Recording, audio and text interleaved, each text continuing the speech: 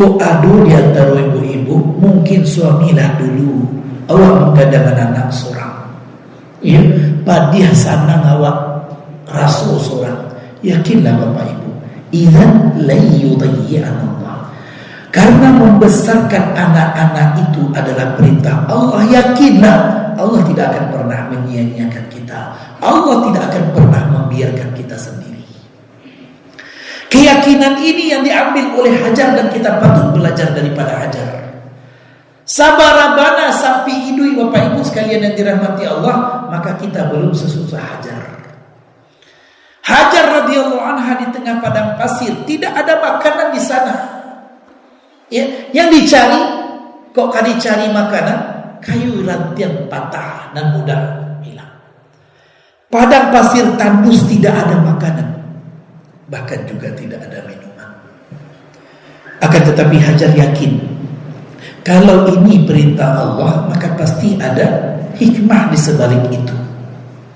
Oleh karenanya Bapak Ibu sekalian yang dirahmati Allah, dengan keyakinan ini Hajar kemudian bertahan. Idzan la yudayyi'an Allah. Kalau itu perintah Allah, maka Allah tidak akan pernah menyia-nyiakan kami.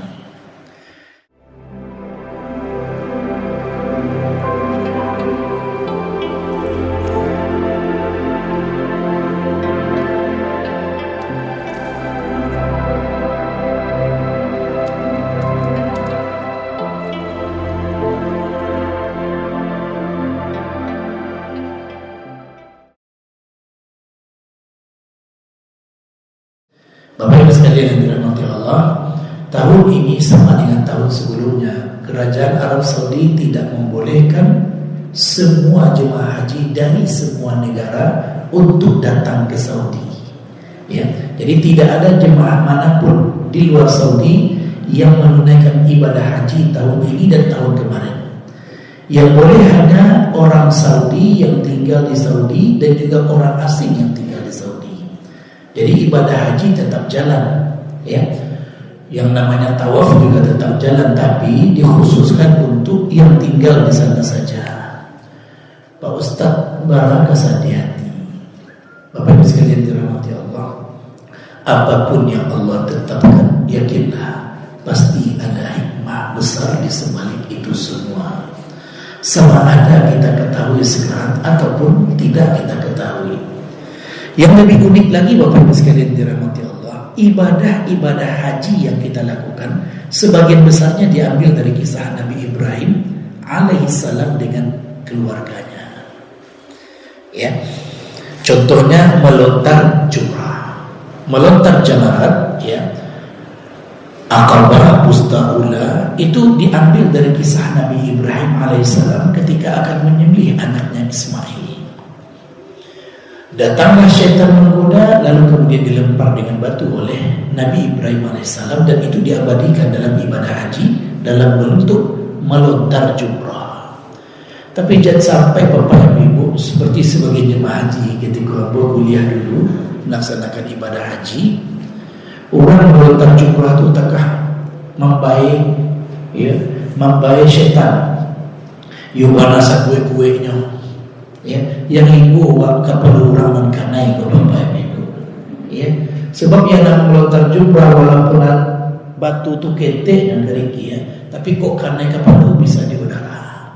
Melontar jumrah itu hakikatnya betul dahulunya dilakukan oleh Nabi Ibrahim, tapi sebenarnya masuk ke dalam sumur yang sudah ada, dan itu sudah dianggap sebagai lontaran yang dihitung, ya. Begitu juga sa'i. Dan khusus untuk sa'i kita akan lebih panjang sedikit. Kisah ini masyhur dari ketik waladana kisah, bahwasanya sa'i diambil dari kisah Nabi Ibrahim alaihissalam dengan anaknya Ismail dan ibunya Hajar. Ibu dari Ismail maksudnya, istri daripada Nabi Ibrahim alaihissalam. Dan ini kisah yang sangat luar biasa. Kalau seandainya dalam hidup ini kita merasakan susah, maka ingatlah perjuangan seorang istri bernama Hajar, seorang ibu bernama Hajar, yang sangat luar biasa. Bapak Ibu sekalian yang dirahmati Allah, pada umur Nabi Ibrahim 80 tahun, beliau belum mendapatkan seorang anak. Kira-kira kalau apa-apa ibu-ibu umur 80 tahun kini lain kan nyojo nak lepak. Baru galak ibu-ibu. Bagi orang yang ingin untuk mendapatkan karunia anak, dia tidak akan pernah padam keinginannya untuk mendapatkan anak. Begitu juga Nabi Ibrahim alaihissalam. Dan ketika Raja Mesir menghadiahkan kepada beliau seorang wanita bernama Hajar, maka dinikahilah wanita yang bernama Hajar tersebut menjadi istri beliau. Dan yang lebih luar biasanya adalah ketika Hajar mengandung, dia tutup kandungan tersebut dengan kain supaya istri pertama Nabi Ibrahim tidak tahu beliau mengandung, menjaga perasaannya. Kalau di awal bapak ibu kalau ada kondisi seperti itu, yakin aku ya istri kedua nak tutup ini pedang modoh iku ambu menang dia ya. Tapi ternyata begitulah, yang mengenalkan stagen pertama kali itu adalah Hajar ketika beliau menutup kehamilannya daripada Sarah. Bapak ibu sekalian yang dirahmati Allah, anak yang sudah lama ditunggu oleh Nabi Ibrahim ketika lahir datang perintah melalui wahyu, melalui mimpi yang benar. 3 malam berturut-turut Nabi Ibrahim bermimpi dengan mimpi seperti itu, maka Nabi Ibrahim yakin itu adalah wahyu. Tapi jangan sampai kalau awak mimpi seperti itu akan rajona bapak ibu ya. Ada apa-apa dulu 2 tahun yang lewat pernah salah memimpinya untuk menyembelih anaknya, pagi-paginya ambil hadiah di garuk anaknya. Awak tak Nabi gitu ya. Sebab kenapa Nabi Ibrahim melakukannya? Karena itu perintah Allah dalam bentuk wahyu, dan pasti ada hikmah di sebalik itu. Dan ternyata betul. Ketika Nabi Ibrahim ya sudah menunggu begitu lamanya seorang anak, namun ternyata belum datang juga. Dan ketika lahir anak tersebut, Nabi Ibrahim diuji pada titik lemah seorang ayah. Titik lemahnya Bapak Ibu, anak telah lama ditunggu-tunggu, anak yang merupakan kasih sayang orang tua disuruh tinggalkan di tengah padang pasir tandus. Ya, ndak ada makanan di sini, ndak ada minuman di sini, ndak ada orang di sini. Yang kelak bernama Makkah. Jadi kalau kini nampak ada bapak ibu bangunan tinggi menculang, dulu padang pasir saja. Ndak ada makanan di sini.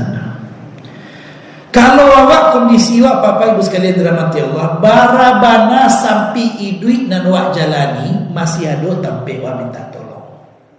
Masih ada ayah ibu, masih ada keluarga, masih ada tetangga, masih ada sahabat, masih ada kawan-kawan. Tapi Hajar sangat tahu ketika beliau di tengah padang pasir, tidak ada siapapun di sana. Kok kamu maki-makilah seorang, tidak ada orang kemenangan. Tapi pertanyaan Hajar satu saja Bapak Ibu, tidak ada tangisan, tidak ada rengekan.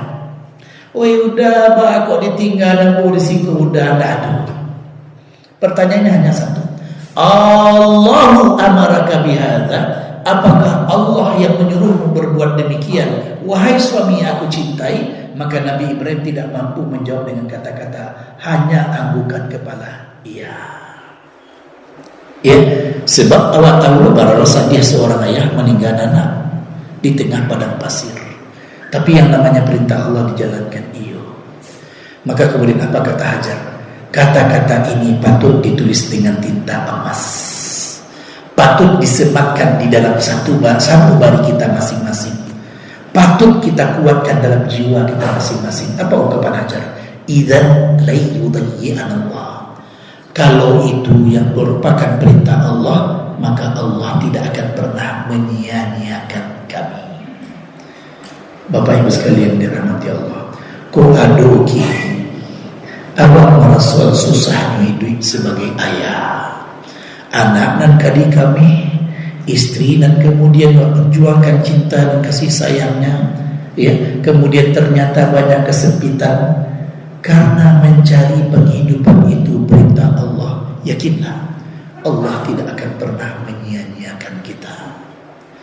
Kok ada di antara ibu-ibu, mungkin suamilah dulu awak menggadangkan anak seorang, ya, padiah sanang awak rasul seorang.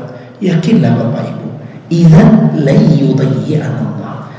Karena membesarkan anak-anak itu adalah perintah Allah. Yakinlah Allah tidak akan pernah menyia-nyiakan kita. Allah tidak akan pernah membiarkan kita sendiri. Keyakinan ini yang diambil oleh Hajar, dan kita patut belajar daripada Hajar. Sabarabana sampai idui Bapak Ibu sekalian yang dirahmati Allah, maka kita belum sesusah Hajar. Hajar radhiyallahu anha di tengah padang pasir, tidak ada makanan di sana. Ya, yang dicari, kok kan dicari makanan? Kayu rantian patah dan mudah hilang. Padang pasir tandus, tidak ada makanan, bahkan juga tidak ada minuman. Akan tetapi Hajar yakin, kalau ini perintah Allah, maka pasti ada hikmah di sebalik itu. Oleh karenanya Bapak Ibu sekalian yang dirahmati Allah, dengan keyakinan ini Hajar kemudian bertahan. Idzan la yudayyi'ana Allah. Kalau itu perintah Allah, maka Allah tidak akan pernah menyia-nyiakan kami. Kau ada jemaah haji, jemaah umroh, pai haji, pai umroh, biasanya boy ini ke Bapak Ibu. Ya. Sebab kenapa? Kalau seandainya ketika melaksanakan ibadah haji itu adalah perintah Allah, maka yakinlah Allah tidak akan pernah menyia-nyiakan kita. Onde Ustaz, cucu ambu biasanya suruh cucu ambu makan. Kunda adu ambu sia anak kemagian makannya. Bapak Ibu sekalian dirahmati Allah, ingatlah prinsip ini. Karena kita menjalankan perintah Allah, maka insya Allah Allah akan selalu menolong hambanya. Begitu juga Pak Ustaz amak Pak Haji, ya, kaki dia udah tahu bana ada Pak Ustaz. Kau bekus nyumpang lah kau banyak apunan terjadi di sini, ya. Maka kemudian katakan Bapak Ibu, menunaikan ibadah haji bagi wanita itu adalah jihad. Tentu ada kesukarannya. Oleh karenanya Bapak sekalian dirahmati Allah, kalau ada kesukarannya, maka di balik kesukaran tersebut pasti ada sesuatu yang Allah persiapkan. Bapak Ibu sekalian yang dirahmati Allah, maka inilah kemudian juga yang akan menjadi penguat bagi kita. Sapai pai iduyua Bapak Ibu sekalian dirahmati Allah, kalau tahu di sebalik ujian tersebut ada nikmat yang Allah berikan, tidak akan mudah kita mengeluh. Maka itulah tandanya orang beriman. Orang beriman itu gak mudah mengeluh dengan apa yang dia hadapi dalam kehidupan. Sebab dia tahu tempat bergantungnya adalah Allah Subhanahu wa ta'ala. Maka kemudian Bapak Ibu sekalian dirahmati Allah, ketika Hajar mengucapkan kata-kata seperti itu, apakah Hajar tidak diuji? Hajar diuji. Diuji pada titik lemah seorang ibu. Apa titik lemah seorang ibu Bapak Ibu sekalian dirahmati Allah? Tangisan bayinya. Jadi kalau ibu-ibu ingin dulu, ya, kalau menangis bayi itu bapak bisa lalu, tapi ibu-ibu bisa lalu apa? Tidak. Ketika menangis seorang bayi, maka itu merupakan tantangan yang berat bagi sang ibu. Apatah lagi makanan yang dibawa sudah habis, minuman yang dibawa sudah habis, air susu sang ibu tidak cukup lagi bagi Ismail, maka sunnah kauniyahnya bayi akan menangis. Apa yang terjadi Bapak Ibu sekalian dirahmati Allah?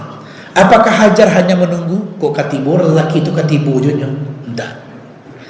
Yang dituntut dari kita adalah ikhtiar. Maka Hajar radhiyallahu anha pergi ke Bukit Safa untuk mencari makanan minuman di sana, tidak ketemu. Nampak dari jauh seakan-akan di Bukit Marwah ada makanan dan minuman, maka berlarilah, atau ada minuman maka berlarilah Hajar ke sana, namun tidak ada. Bolak-balik Safa Marwah 7 kali sampai berhenti di Marwah. Kalau dalam logikanya Bapak Ibu, kalau lapai ke Safa, kalau lapai ke Marwah dan dapat ke Sinan, awak mencari tempat lain biasanya. Mengapa balik ke Sinan? Tapi itulah hikmah Allah. Sebab kelak itu dinamakan dengan ibadah sa'i. Ya, berjalan antara Safa dan Marwah selama 7 kali, berhenti nanti di Marwah. Bapak Ibu sekalian yang dirahmati Allah, pertanyaannya, apakah solusi Allah berikan di Bukit Safa? Tidak. Apakah solusi Allah berikan di Bukit Marwah? Tidak. Apakah solusi Allah berikan kepada Hajar antara Safa dan Marwah? Tidak. Allah berikan solusi di kaki anaknya Ismail dalam bentuk air Zam-Zam. Bapak Ibu sekalian yang dirahmati Allah, apakah susah bagi Allah ketika pertama kali Hajar mendapati anaknya Ismail menangis, lalu kemudian diberikan air Zam-Zam? Tidak ada yang susah. Kun fayakun. Tapi disinilah kita mengenali arti kehidupan. Kadang-kadang Allah ingin melihat usaha hambanya dan ikhtiar hambanya. Dan kita yakin dengan ayat yang sampai yang kadang kita dengar daripada imam. Wa may yattaqillaha yaj'al lahu makhraja wa yarzuqhu min haitsu la yahtasib. Siapa yang bertakwa kepada Allah, maka Allah akan berikan solusi untuknya, dan Allah beri rezeki dari pintu yang tidak disangka-sangka. Lebih pernah dalam ibu awak maru bana ndak ada jalan keluar Rasulullah butuh tiba-tiba ada seacara Allah membantu kita dari waktu yang lain. Sering cobalah ingat-ingat dalam hidup ini, kita akan sering mendapati kita dibantu oleh Allah dari pintu yang tidak kita sangka-sangka. Bapak Ibu sekalian yang dirahmati Allah, inilah keyakinan orang beriman. Yang dituntut darinya ikhtiar terbaik, ya, yang dituntut darinya adalah usaha terbaik. Sedangkan tentang hasil, Allah yang menanggung segalanya. Maka keyakinan seperti inilah yang membuat kita tidak akan mudah stres dalam hidup. Ya, yang penting baru sahur. Dulu Bapak Ibu di daerah Ayatawa, di situ ada jalan kalau dari Siko setelah UNP ada jalan masuk, ada sebuah masjid. Tidak usah sampai masjidnya karena mungkin sebagian tidak tahu. Di masjid tersebut, ya, pada waktu subuh ada pembicaraan antara seorang jemaah dengan jemaah lain, yang mana bapak-bapak ini malam tadi rumahnya kebakaran, terbakar rumahnya habis. Tapi waktu subuh aku tetap salat ke masjid. Lalu bertanyalah seorang jemaah, Pak, rumah Pak terbakar tadi malam? Iya. Kok nak nampak sadih dia Pak kini? Ya, kalau awak terbakar rumah mungkin banyak, tapi kira Bapak Ibu, ada siapa?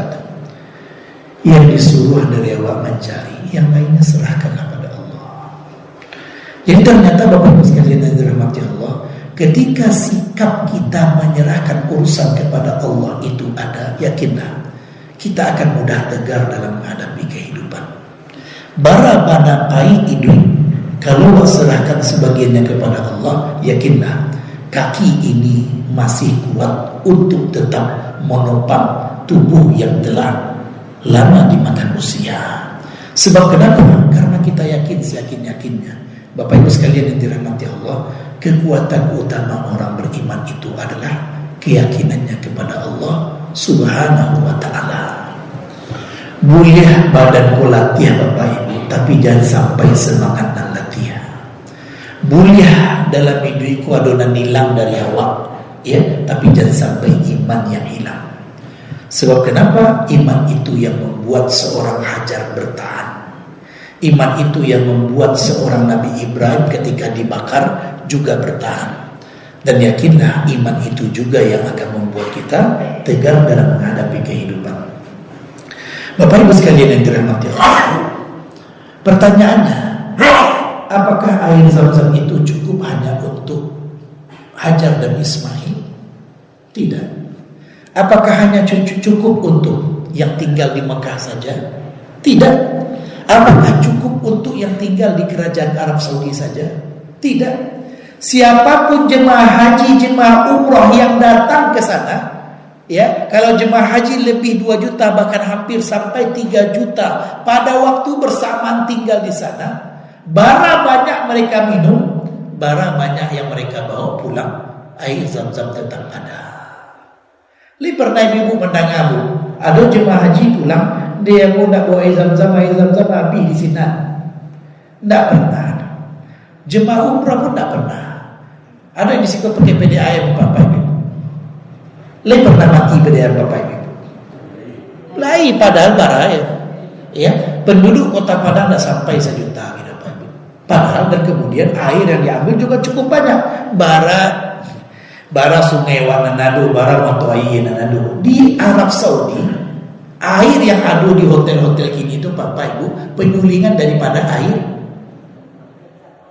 Bukan tidak Zam-Zam pakai itu Bapak Ibu. Itu air laut yang suling, yang ada di hotel-hotel Bapak Ibu itu mandi punan. Dan air Zam-Zam, sebab kenapa? Mata air di sana susah. Tapi ketika air Zam-Zam ini bara banyak orang nanti bu, tidak pernah kurang. Dan itu yang namanya berkah. Ya, berkah itu akan membuat, ya kalau seandainya harta kita diberkahi, yakin Bapak Ibu, sakit bana pasti terasa cukup. Apatah lagi kalau banyak. Tapi kalau Allah cabut dari harta kita berkah, sebanyak bara pun awak nan punyo, tidak akan terasa cukup. Ya, padahal mungkin kekayaannya berlimpah-limpah, tapi masih nyecari punya orang lain, masih nyambil punya orang lain. Contohnya, koruptor itu orang kaya, itu orang miskin Bapak Ibu. Ya, bapak koruptor itu orang kaya Bapak Ibu. Karena kalau orang miskin tak duduk ya di jabatan terus. Ya, jadi kecil kalau orang miskin tak ada kursi, karena tak ada peluang mungkin Bapak Ibu. Tapi Bapak Ibu sekalian dirahmati Allah, ketika itu terjadi pada seseorang yang mempunyai kekayaan, bukan di situ letak berkah. Oleh karenanya yang perlu kita cari dalam hidup ini adalah berkah, bukan semata-mata banyak. Sebab kenapa? Kalau harta diberkahi, yakinlah sabara pun banyak keperluan pasti terasa cukup. Buktinya Bapak Ibu, carilah orang tua dulu. Anak banyak, ya, pendapatan biasa-biasa saja, tapi anak tetap juga menjadi orang kecil rasulah, tetap juga keraju. Salah satu kuliah, padahal kalau dilihat dari kemampuan Bapak Ibu, ya, namun pernah mendengar dari kawan masih di Wilayah Andaleh dulu lah. Orang tuanya lah meninggal waktu anak-anak ketik 7 atau 8 anak, ya 7 atau 8 anak. Tapi yang lebih daripada saya adalah nyusuku bahagia. Ya, kalau dapat gaji mungkin nanti bawa pulang ke seketik, walaupun istri komplit, tapi memang ayah suku bahagia. Kalau ada orang minta, dia dapatnya dia. Dan ternyata ketika anaknya masih kecil-kecil, orang tua asal ayah meninggal dunia, ibu gak punya kerja, gak kerja. Tapi satu hal yang saya dapati, anak-anaknya semuanya selesai kuliahnya. Ya, padahal kalau dihitung dalam konteks sederhana, Bapak Ibu, dari mana kamu sekolah? Tapi begitulah namanya, ya, berkah. Kalau seandainya harta itu diberkahi Bapak Ibu sekalian yang dirahmati Allah, yakinlah sedikit pun pasti akan terasa cukup. Apatah lagi kalau banyak. Jadi nggak ada identik berkah itu sedikit. Ustaz berkah itu kalau sedikit saja enggak. Utsman bin Affan itu hartanya diberkahi banyak, tapi diberkahi. Buktinya, yang menjadi saksinya Bapak Ibu, di antara tanda sesuatu itu diberkahi dari kita adalah banyak orang yang menikmatinya. Contoh, Utsman bin Affan ketika terjadi perang Tabuk, infak beliau adalah 1000 ekor onta.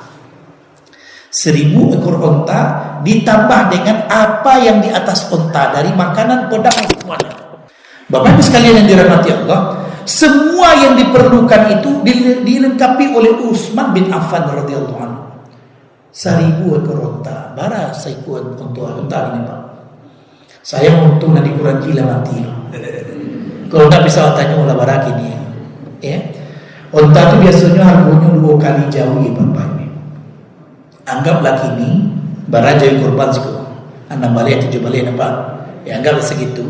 Kalian dulu angka 30 sampai 35 juta. 35 juta kali 1000. 35 miliar. Ya, kalau hitungannya adalah pitik ini. Bapak Ibu sekalian yang dirahmati Allah, infak beliau untuk satu kali perang. Tapi harta Utsman apakah berhenti dan habis? Tidak. Jadilah Bapak Ibu, dalam hidup ini tidak ada seorang pun yang dermawan akan menjadi miskin karena kedermawanan. Tidak pernah tahu. Ya, lihatlah siapapun yang suka memberi, nggak akan pernah miskin karena suka memberi. Bahkan biasanya orang meragih, justru banyak pintu rezeki yang terbuka. Oleh karenanya inilah karakter orang beriman, alladzina yunfiquna fis sarra wa dharra. Orang-orang yang menginfakkan hartanya bukan hanya pada waktu lapang, tapi juga pada waktu sempit. Ya, baik Bapak Ibu sekalian yang dirahmati Allah. Inilah kisah Hajar yang menjadi ibrah bagi kita bersama. Kita kembali kepada hadis di awal. Ma min ayyamin al-amal as-salih fiha ahabbu 'inda Allah min hadhihi al-ayyam, ya'ni ayyam al-'ashr. Qala wal jihadu fi sabilillah ya Rasulullah. Qala wal jihadu fi sabilillah illa man kharaja bi malihi wa nafsihi wa lam yarji' ma'a dhalika bi syai'. Tidak ada hari-hari yang dilewati yang amal soleh lebih baik daripada 10 awal Zulhijjah. Para sahabat bertanya, tidak juga jihad di jalan Allah melebihi pahala itu ya Rasulullah? Tidak juga, kecuali orang yang mati syahid. Artinya apa? Kalau mulai dari hari Sabtu kemarin, waktu maghrib itu 1 Zulhijjah, sampai ke hari Selasa depan itu 10 awal Zulhijjah, mari kita berfastabiqul khairat. Mari kita berlomba-lomba untuk menang dalam amal soleh. Amal soleh Bapak Ibu, apapun amal soleh, ya, dan amal soleh ini uniknya banyak yang tidak memerlukan harta. Artinya apa? Setiap kita mampu. Ya, mau sholat kita banyak sholat sunat, sholat malam, sholat duha, sholat rawatib, sholat hajat ataupun sholat lainnya. Mau puasa ada puasa Senin Kamis, ada puasa sunat lainnya, ada sholat mutlak malah. Ya, dan ada puasa Arafah. Jadi kalau seandainya Bapak Ibu puasa tarawih sampai tengah 9 boleh ya, berdasarkan hadis ini. Walaupun kalau Senin Kamis saja boleh juga. Dan insya Allah tanggal 9 Zulhijjah hari Senin itu puasa Arafah. Jadi jangan sampai tertinggal puasa ini. Sebab di antara puasa sunat, puasa Arafah mempunyai keutamaan yang besar. Menghapuskan dosa-dosa setahun sebelumnya dan dosa setahun sesudahnya. Tapi jangan salah paham Bapak Ibu. Atau Ustaz ambo kalau puasa Arafah dosa tahun lalu lapui, dosa tahun berikutnya lapui, ambo be dosa lagi. Nah, begitu cara memahaminya. Sebab kalau itu tandanya apa? Ya, sebenarnya ingin berbuat dosa gitu. Bapak Ibu sekalian dirahmati Allah, yang dimaksud adalah kalau ada dosa yang kita lakukan yang kadang-kadang tidak kita sadari, ataupun kita sadari setelah itu dan kita menyesal, maka dosa itu termasuk dosa yang dihapuskan. Tapi kok sengaja gue dosa atau ya beda. Ya, Bapak Ibu sekalian yang dirahmati Allah, maka puasa Arafah jangan tinggalkan. Ya,